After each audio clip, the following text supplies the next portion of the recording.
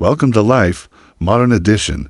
You were born sometime after the dot-com boom, but just early enough to get the full force of social media adolescence. Your first cry was probably posted on a Facebook status. You didn't just grow up, you were. Uploaded your baby photos. They didn't go in an album. They were filtered, captioned with emojis, and broadcast to your mom's high school classmates and some woman named Jessica, who she hasn't seen in 20 years. You weren't just born, you launched. Your digital footprint started before you took your first real steps. And while your parents marveled at how cute you looked in those tiny sunglasses, something was already happening in the background. The world around you stopped watching you and started watching you through a screen. You learned to smile not because someone was smiling back, but because someone behind a lens said "say cheese" 17 times. You didn't play peekaboo.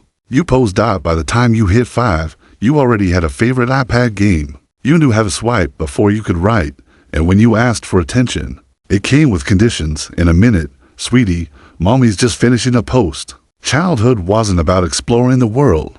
It was about being kept busy so the adults can scroll.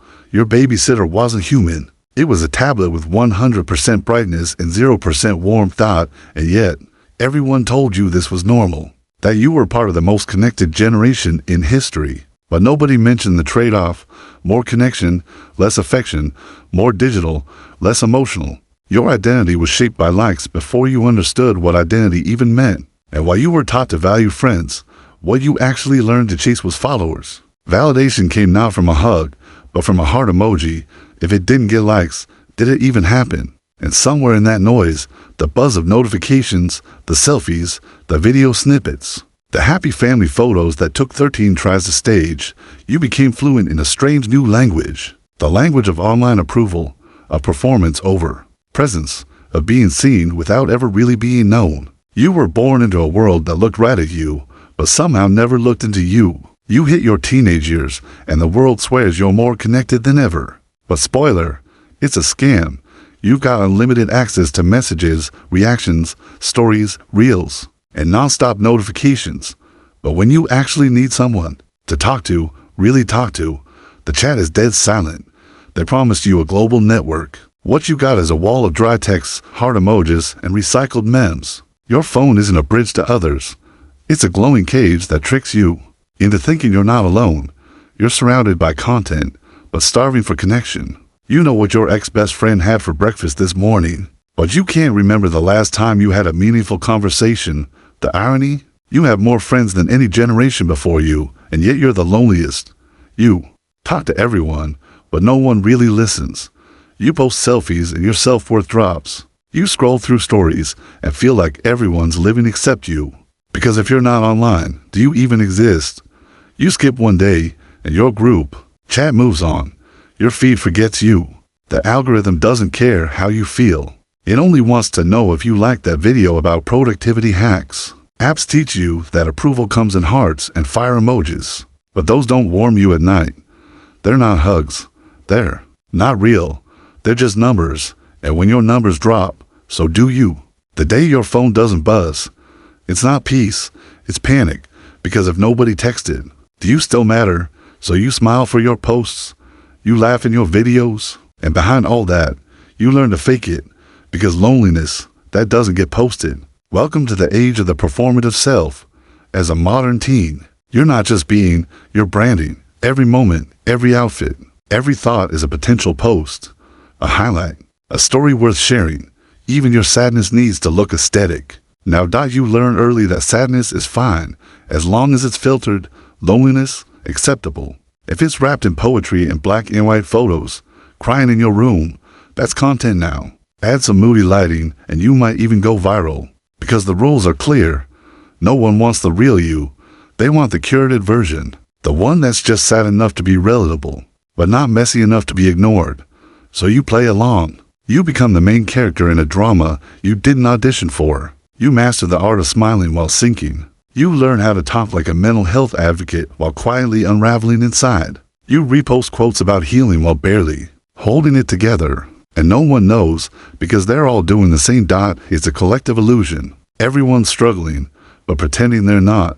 Everyone's anxious, but too scared to admit it first. So you all stay locked in a game of emotional chicken, hoping someone else will be the first to crack the mask. Meanwhile, you get addicted to pretending. The praise hits like dopamine. The likes are a drug. The comments, you're so strong. Stay positive.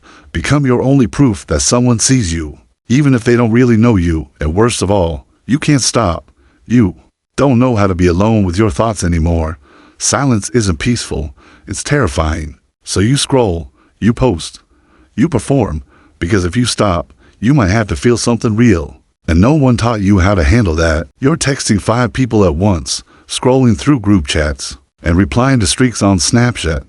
But when you need to really talk, you suddenly realize something. You don't know who to call. You've got thousands of followers, dozens of mutuals, and people who know what you ate for breakfast because of your stories. But how many of them actually know you, the real you? The one that's been feeling off lately, but doesn't know how to bring it up. The one that doesn't always feel like pretending everything is fine. Modern teens have never been more connected, yet never felt more alone. Algorithms flood your feeds with people smiling, dancing, achieving. You're reminded constantly of who's doing what, with whom, and where you weren't invited. Even your friends hang out without you sometimes, and of course, it's on there. Stories for you to see. The result, FOMO isn't just a feeling, it's a full-time condition. You don't even have to get ghosted to feel invisible. Conversations fade mid-typing, people leave you on read, or worse, they double-tap your selfie, but ignore your messages. That strange paradox hits. It's easier to get validation than connection. You'll get likes before you get empathy, a laughing emoji before someone asks, "Are you okay?" You want to go deeper, but it's not that kind of internet anymore. Everything is fast, loud, short. Real vulnerability, it doesn't trend. Intimacy, it gets scrolled past. And so you adapt. You edit yourself down to the safest, funniest, most relatable version. You say less, feel less, ask less. You become less. You're not antisocial. You're overscheduled, overstimulated, and emotionally underved. You've been trained to treat vulnerability like weakness and loneliness like failure. So when you feel disconnected, you blame yourself instead of the system that engineered your attention and accidentally neglected your heart. It's not your fault, but it is your experience.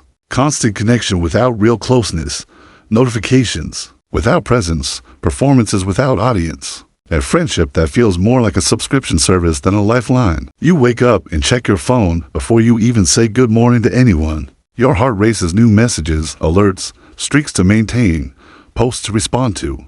Before your feet even touch the floor, you're already behind on everything. Welcome. The modern teen anxiety is not just about school, your future, or fitting in. It's about never being off. The world is in your pocket 24/7, and it wants your attention, always. Every scroll is a reminder of something you're not doing.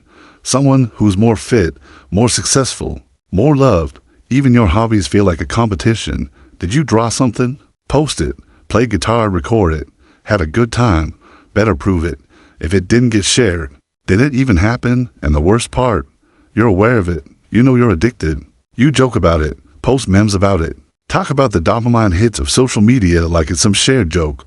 But deep down, you also know it's real. Your brain is being conditioned like a lab rat. Ping, scroll, like, repeat. The result? Constant background anxiety. Even when nothing's wrong, you feel on edge. You check your phone to calm down, but it makes you worse. Your mind never gets a chance to be still. You're overstimulated, yet emotionally starved. And when you finally try to unplug, the silence is deafening. You don't know how to be alone with your own thoughts anymore. You crave peace, but boredom terrifies you. You want meaning, but everything feels shallow. You're flooded with advice from influencers, but you still don't know what to do next. So you cope through distractions, doom scrolling, and pretending you're fine. Mental health isn't just a buzzword to you, it's a battle, and it's one you're expected to fight while pretending you're thriving. You laugh at your pain through dark humor and curated memes, because crying publicly still feels taboo. Vulnerability may be trending, but actually being vulnerable, that's terrifying. The truth is, anxiety isn't a glitch in the system, it's the system working as intended. An attention economy thrives on your discomfort. It keeps you checking, comparing, reacting. It trains your nervous system to stay alert even when there's no danger. You're tired, but you don't know how to rest. You want out, but you don't know where to go. And no one taught you how to unplug from a machine you were raised inside. But you're not broken. You're not weak. You're just living in a world that's too fast, too loud, too fake, and somehow expects you to be calm, centered, and happy in the middle of it. So here you are, a modern teen in a hyper-connected world that promised to bring you closer, but somehow made you lonelier. You've got everything at your fingertips: information, entertainment, communication, and yet, something's missing. Something big, and it's not just you. Your generation isn't soft. You're not lazy. You're not overdramatic. You're growing up in a reality where you're constantly online, constantly visible, and constantly expected to perform. That's not normal. That's a psychological marathon with no finish line. But here's the twist the system doesn't want you to realize: you're not the problem the world you were handed is, and you're starting to notice. You question the apps, the algorithms, the endless self-comparison. You crave real friendships, not followers. You're not just scrolling, you're searching for meaning, for peace, for something real. But it's not going to be handed to you. You have to carve it out yourself. Start by reclaiming your time. Even just 5 minutes without your phone is rebellion. Choosing to sit in silence, to think, to feel without a screen telling you how. That's power. Reach out to someone, not for likes, but for connection. Create things that matter to you, not because they'll go viral, but because you matter. And talk about it. Be honest. Someone else feels the same, probably more people than you think. This is how change starts, not with grand gestures, but with small truths shared out loud. You're part of a generation raised inside the machine, but that also means you're the one who understands how to beat it. You've seen the cracks. You've felt the pressure, and now you can choose to do something different. Because here's the thing, it still sucks to be a modern teen, but it doesn't have to stay that way. If this hit home even a little, hit that subscribe button. This channel is made for you, for people who are tired of pretending everything's fine, for those who want to dig deeper, laugh through the pain, and maybe start figuring things out together. This isn't just content, it's a mirror. And if you're still here, then maybe, just maybe, you're ready to look at it.